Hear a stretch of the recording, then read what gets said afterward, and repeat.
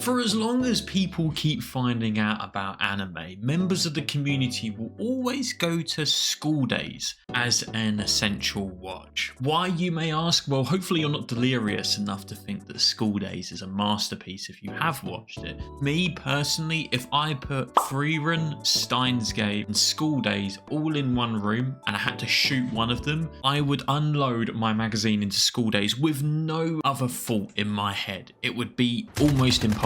Listen, I'm not here to dump all over School Days today. That poor soul has been rinsed more than someone being waterboarded for holding secrets against the state. What I'm here to talk about today is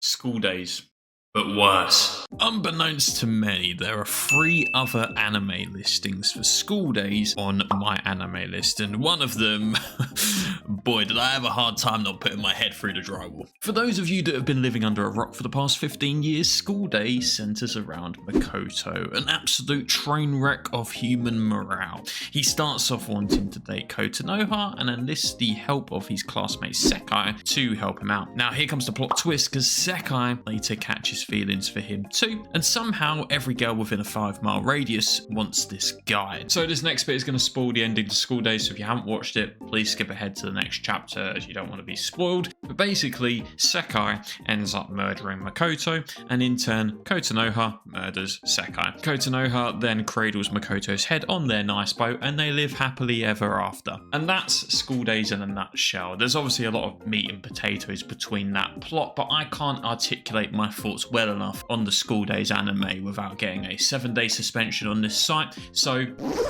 my lips will be sealed. Now that that's out of the way with, what's actually the point of this video is the other School Days anime projects. Now I'm going to be talking about these in the order of least absurd to actually making School Days look like a pretty chill anime after all. To start us off, we have the ONA, which is a 21-minute long episode which released 2 years prior to the full-blown anime adaptation. Now, from what I understand based on the limited information of this episode, it appears to be a promotional one-off episode to promote the visual novel releasing just months after. In terms of differences between the School Days anime and the ONA, I feel that the ONA it's basically just a PowerPoint presentation of the first episode of School Days. There's nothing special about it, and it's completely low budget, and not low budget like Berserk 1997, more like Birdemic.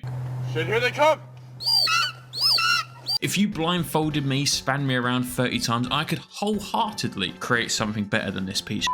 If you've ever seen the first episode of School Days, there is no need to watch this ONA. It's basically the same thing, just with a few tweaks to the dialogue here and there. Now that that garbage is out of the way with, not to say that the rest might be garbage as well, but let's actually get to the new content, things that we haven't seen before. To start us off, we have the Valentine's Day OVA, which was bundled with the PS2 copy of School Days. Do you remember back in the day when if you saw an OVA was coming out, you just knew it was going to be an excuse to remove as many clothes as possible? Thank God we've left that era behind us, right? The Valentine's Day OVA sits somewhere outside of the timeline from the events of School Days, where the gang want an excuse to go to the hot springs, but thankfully that only takes up a third of the 18-minute runtime, Descent into Hell. After this brainless segment of the OVA, the girls begin to discuss their plans for the upcoming Valentine's Day, which, if you haven't already guessed, they obviously all want to give their present to Makoto Ito. No, not that Makoto Ito. That's one of the producers of School Days, Makoto Ito. This is going off script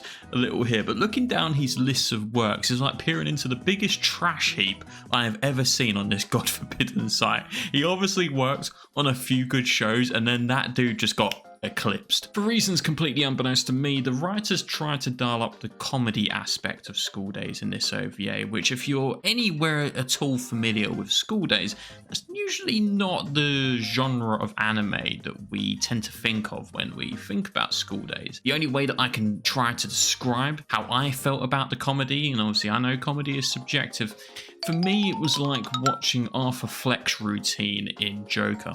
It was a cringeworthy watch for me. My eyes were deceived throughout that 18-minute runtime to the point where I wished that I hadn't actually watched it. On the upside, at least this OVA had new content as opposed to the ONA, but In reality, if the ONA was a turd, then the OVA was just a polished turd. It certainly had a higher budget than the promotional ONA we just watched, but to what use is that if the content within it is still as awful as an open arsehole? Makoto is still unlikable, so trying to sell me on the fact that every girl in his school wants to give him a Valentine's Day gift, I'm sorry, but I just can't buy that. For the 7 people that actually want to see more of the School Days universe, I guess this might be one for you. But if I had a truthful heart, I still can't recommend this. All that being said, nothing, and I really mean nothing in the School Days universe could have prepared me for the OVA I was about to watch next. School Days Magical Heart Kokoro-chan.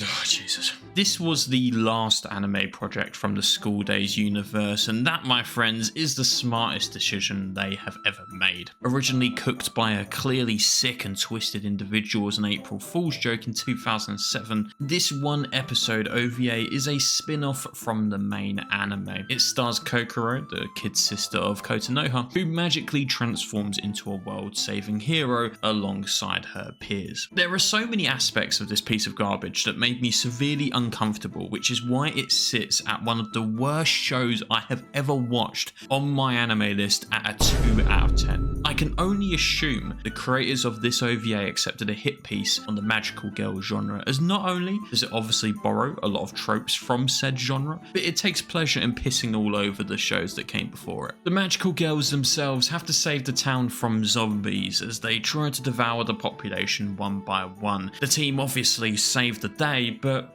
at what cost? Even if you're a fan of School Days, I cannot recommend this OVA with a smile on my face. This OVA is littered with crude humour which either hasn't translated well or was wrote by Mrs. Schumer herself. I've never been a fan of ecchi in anime, you know, I can handle a little bit of fan service here and there if it isn't distracting from the plot, but of course this is populated by those elements too, which altogether wraps this OVA in a very half-heartedly piece of coal. I see no sane person who would take pleasure in watching this, but really, in a way, it's actually given me more respect for the original School Days anime.